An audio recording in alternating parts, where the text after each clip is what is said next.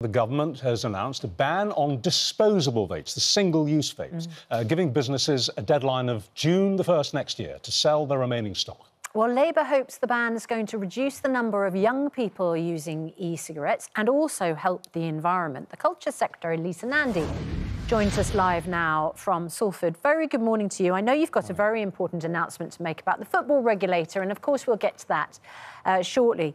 But this is a very eye-catching measure about disposable vapes. We know that Rishi Sunak brought in the idea that they were going to be outlawed. You've set a date, June the 1st, next year. How do we make sure that young people just don't switch to the refillable ones rather than the disposable ones?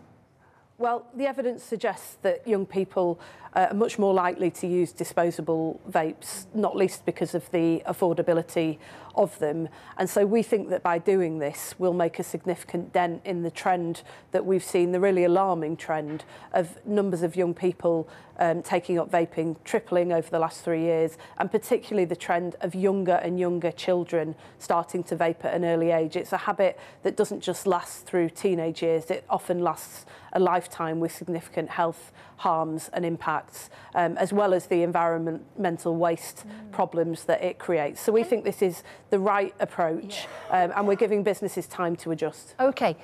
Can I just ask, if it is a huge health issue, and we heard this morning from our colleague just how highly addictive vaping is, why don't we just ban vapes but put them on prescription?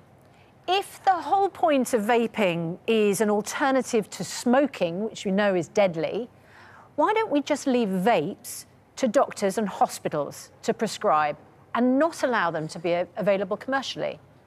Well, we have a tradition in this country of taking a fairly light touch approach to regulation, and particularly to bans on sales. So we have a fairly heavy-handed, quite rightly, interventionist approach on things like smoking. I mean, you know, we know that the smoking bans indoors and restricting ages and the huge amount of tax on cigarettes, all of these things, very heavy-handed, hugely productive in terms of the nation's health.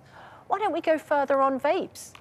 Well, you're right to say that we were one of the first in the world to introduce a smoking ban, and that it's had major impacts on improving the health of the nation. But, you know, there are other areas like alcohol, for example, where we do take a fairly light touch approach to that, because people enjoy a drink, many people, including myself, but for some people it becomes a problem. We're not in the business of just banning things for the sake of it. We think this is a proportionate way to deal with what we think is a growing problem for children and young people in particular, and that's why we've taken the approach that we have. One more before we come on to football, because there's some very interesting stuff to talk about there with you. To come back to Susanna's opening question, I mean, nicotine, anybody who's ever been addicted to nicotine, and I certainly have, know how pernicious that addiction is. And when these kids can't get hold of their cheap one-stop, one-shop vapes, they are going to go on, to come back to the beginning, they are going to go on to the refillables, aren't they? Because they're addicted, they'll be driven to do it.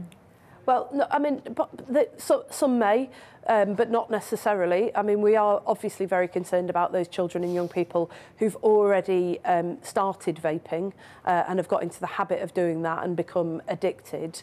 And we're very keen to ensure that we have a plan to work with them to help them to come off vaping. But what we're trying to do is break that cycle of more and more young people taking up the habit in the first place. Okay, and the evidence suggests that that's overwhelmingly single-use vapes. Well, I suppose it's a start, isn't it?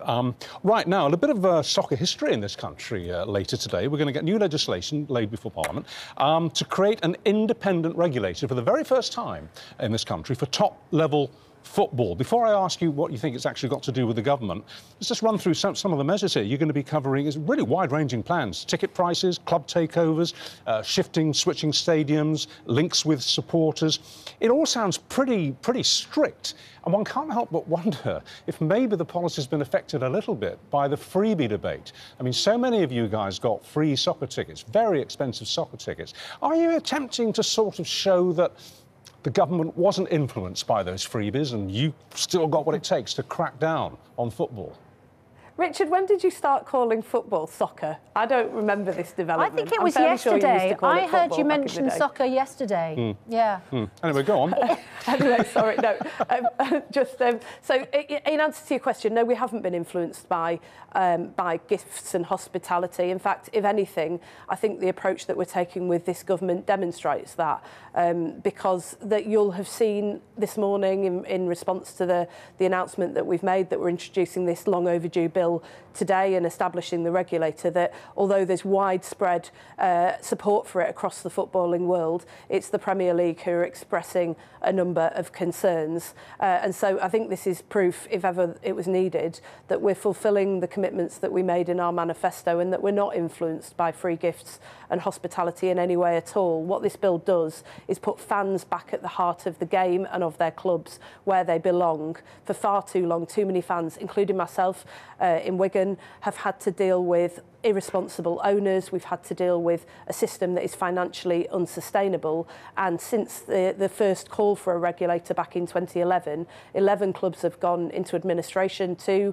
Bury and Macclesfield, collapsed altogether, and far more have dealt with financial problems and problems of misconduct. So the regulator will take a light touch approach. It's still one of the lightest touch regulation regimes in European football, but is there in order to incentivise football to come to its own agreement. And if it can't, we'll step in the interests of fans and protect the financial sustainability of the game. And what would you say to a club owner who'd say, look, sorry, this is business, butt out, nothing to do with you?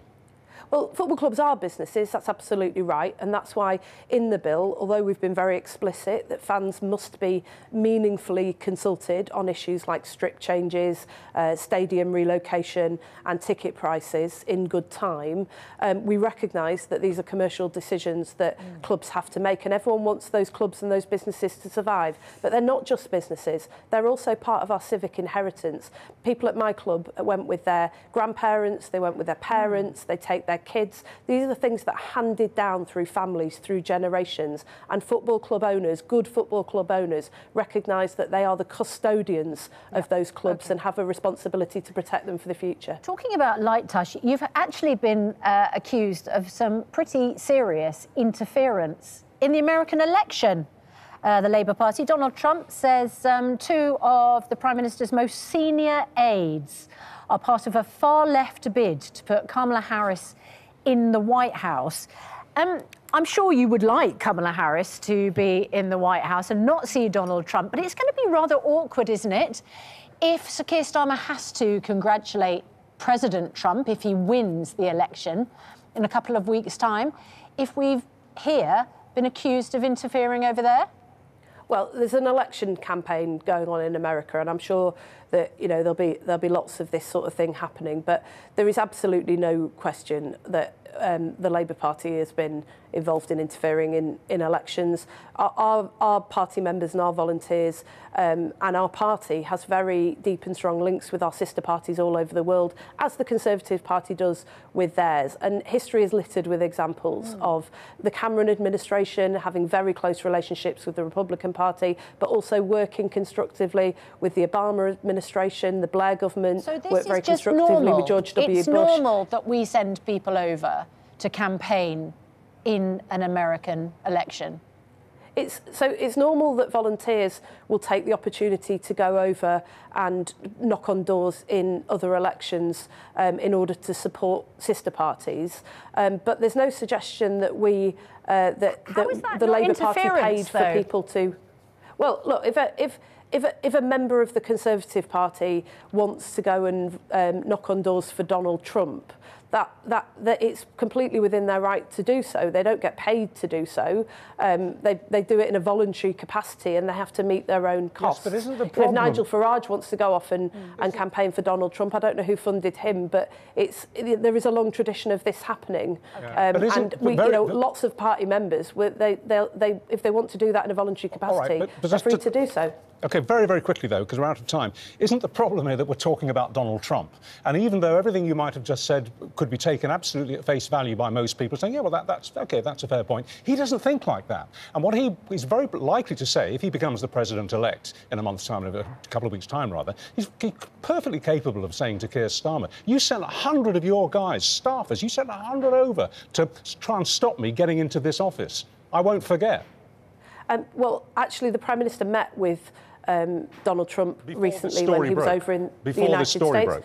But I was the Shadow Foreign Secretary last time that we had a Trump administration in the White House. We had, there are areas where we disagree, but there's also a very long, strong and deep relationship between the UK and the US, and we were able to work very constructively together. We expect to be able to do exactly the same thing regardless of who wins the American elections. We respect the will of the people and we'll work with the elected government in the interests of our country and theirs. All right, well, let's hope you're right.